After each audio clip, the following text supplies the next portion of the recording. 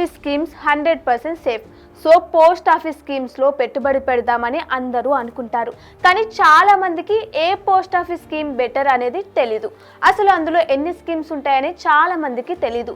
అయితే ఇప్పుడు మనం ఏ పోస్ట్ ఆఫీస్ స్కీమ్ బెటరో, అందులో ఎన్ని స్కీమ్స్ ఉంటాయో ఇప్పుడు మనం తెలుసుకుందాం.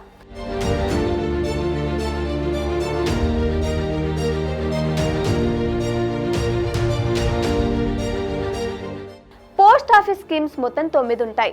అందులో ఒక్కో స్కీమ్కి ఒక్కో పర్పస్ ఉంటుంది. అయితే కొన్ని స్కీమ్స్కి 4% వడ్డీ ఉంటుంది, ఇంకా కొన్ని స్కీమ్స్కి 8.2% వడ్డీ ఉంటుంది.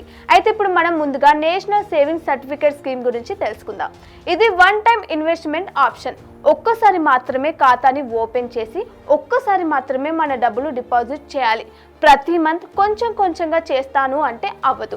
ఇది ఎవరి దగ్గర అంటే ఆల్రెడీ లంసంగా మనీ ఉంటుందో వాళ్ళకి మాత్రమే సెట్ అవుతుంది. ఎగ్జాంపుల్, మీ దగ్గర ఒక 5 లక్షల మనీ ఉంది అనుకుంటే ఈ 5 లక్షలు మీకు 5 ఏళ్ల తర్వాత కావాలి. ఇప్పుడైతే ప్రజెంట్ మీకు ఈ 5 లక్షలు అవసరం లేదు, ఎందుకంటే మీరు 5 ఏళ్ల తర్వాత ఇల్లు కట్టుకోవాలని అనుకుంటున్నారు.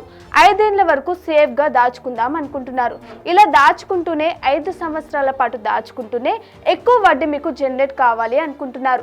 పైగా సెక్షన్ 80C వర్తించాలి, ట్యాక్స్ డిడక్షన్ బెనిఫిట్ కావాలి అనుకుంటున్నారు. అప్పుడు మీకు ఈ స్కీమ్ అనేది సెట్ అవుతుంది. ఎందుకంటే ఈ స్కీమ్లో మినిమం 1000 రూపాయలు, మ్యాక్స్ వచ్చేసి ఎంతైనా మీరు డిపాజిట్ చేసుకోవచ్చు.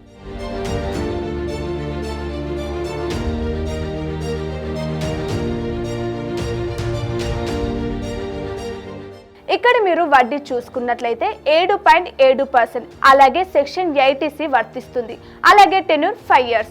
ఒక్కసారి మీరు మీ ఖాతాని ఓపెన్ చేసి మీ డబ్బుని డిపాజిట్ చేస్తే 5 ఏళ్ల పాటు మీ డబ్బు సేఫ్గా ఉంటుంది పోస్ట్ ఆఫీస్లో.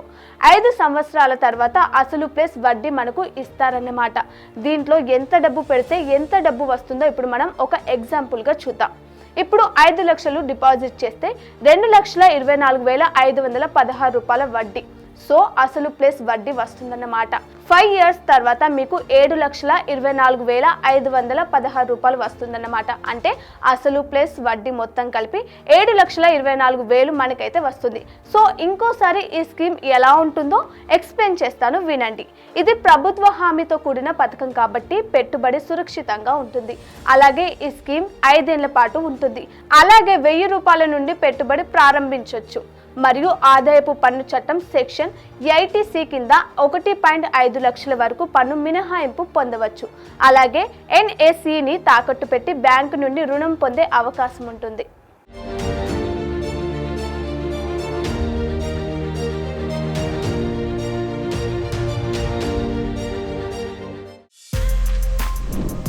For more videos like this, subscribe Big TV channel.